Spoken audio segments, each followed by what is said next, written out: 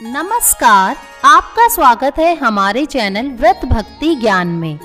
आज हम सुनेंगे श्री साईं बाबा व्रत कथा। अगर आप चैनल पर नए हैं तो चैनल को सब्सक्राइब करें और वीडियो को ज्यादा से ज्यादा शेयर करें। साईं बाबा व्रत कथा।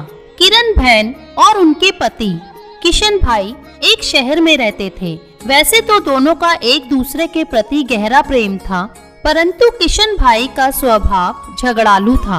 अड़ोसी पड़ोसी भी उनके स्वभाव से परेशान थे, लेकिन किरण बहन धार्मिक स्वभाव की थी, भगवान पर विश्वास रखती एवं बिना कुछ कहे सब कुछ सह लेती थी। धीरे धीरे उनके पति का रोजगार ठप हो गया, कुछ भी कमाई ना होती थी। अब किशन भाई दिन भर घर पर ही रहते। घर में पड़े पड़े उनका स्वभाव चिड़चिड़ा हो गया। एक दिन दोपहर को एक वृद्ध दरवाजे पर आकर खड़ा हो गया। चेहरे पर गजब का तेज था। आकर वृद्ध ने दाल चावल की मांग की। किरण बहन ने दाल चावल दिए और दोनों हाथों से उस वृद्ध को नमस्कार किया। वृद्ध ने कहा, साईं सुखी रखे। किरण बहन ने कहा कि महाराज, सुख किस्मत में नहीं है, फिर मिलेगा कैसे? ऐसा कहकर उन्होंने अपने दुखी जीवन का वर्णन किया। वृद्ध ने श्री साईं बाबा की कथा के बारे में बताते हुए कहा, 9 गुरुवार फलाहार या एक समय का भोजन करना, हो सके तो बेटा साईं मंदिर जाना, घर पर साईं बाबा की 9 गुरुवार पूजा करना, साईं व्रत करना, आरती पढ़ना और विधि पूर्वक उद्यापन करना, भूखे को भोजन देना, साईं के व्रत के बारे में लोगों को यथाशक्ति बताना, इस तरह साईं व्रत का प्रचार करना। साईं बाबा तेरी सभी मनोकामना पूर्ण करेंगे। यह व्रत कल युग में बड़ा चमत्कारिक है। यह सभी की मनोकामना पूर्ण करता है, लेकिन साईं बाबा पर अटूट श्रद्धा रखना जरूरी है। धीरज रखना चाहिए। जो इस विधि से साईं बाबा की व्रत कथा और आरती पढ़ेगा, बाबा उसकी सभी मनोकामना जरूर पूर्ण करेंगे। किरण बहन ने भी गुरुवार का व्रत किया। 9वें गुरुवार को गरीबों को भोजन कराया, साईं बाबा के बारे में औरों को बताया। उनके घर के झगड़े दूर हुए और सुख शांति हो गई। जैसे किशन भाई का स्वभाव भी बदल गया हो। उनका रोजगार फिर से चालू हो गया।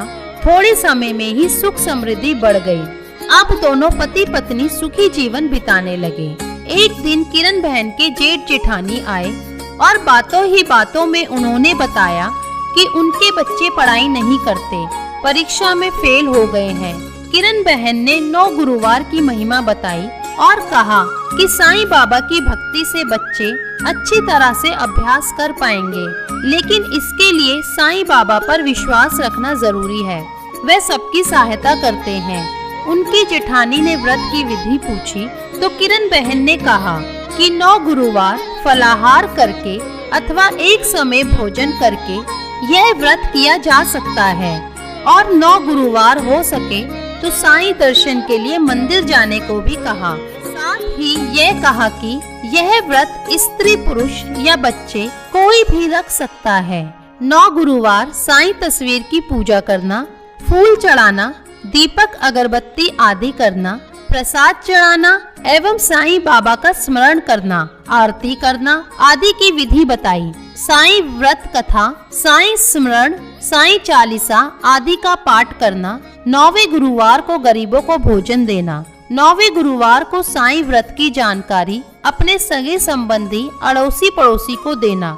सूरत से उनकी जेठानी का थोड़े दिनों बाद पत्र आया कि उनके बच्चे साईं व्रत करने लगे हैं और बहुत मन लगाकर पढ़ते हैं। उन्होंने भी व्रत किया था। इस बारे में उन्होंने लिखा कि उनकी सहेली कोमल बहन की बेटी की शादी साईं बाबा की व्रत कथा और आरती पढ़ने से बहुत ही अच्छी जगह हो गई है। उनके पड़ोसी के गहनों का डिब्बा गुम गया था। वह साईं व्रत की महिमा के कारण 2 महीने के बाद मिल गया। ऐसा अद्भुत चमत्कार हुआ था। किरण बहन ने कहा कि साईं बाबा की महिमा महान है। यह जान लिया था कि साईं बाबा जैसे आप लोगों पर प्रसन्न होते हैं, वैसे हम पर भी होना। जय साईं राम। श्री साईं बाबा के 11 वचन। जो शिरडी में आएगा आफत दूर भगाएगा, चढ़े समाधि की सीढ़ी पर, पैर तले दुख की पीढ़ी पर। त्याग शरीर चला जाऊंगा, भक्त हेतु दौड़ा आऊंगा। मन में रखना दृढ़ विश्वास, करे समाधि पूरी आस। मुझे सदा जीवित ही जानो, अनुभव करो सत्य पहचानो।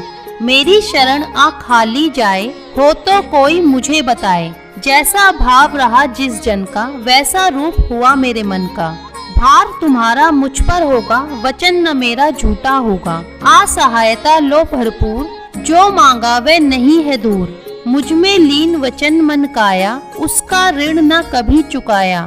धन्य धन्य वह भक्त अनन्य, मेरी शरण ते जिसे न अन्य। अगर आपको हमारी वीडियो अच्छी लगी हो तो चैनल को लाइक, शेयर और सब्सक्राइब करना ना भूलें।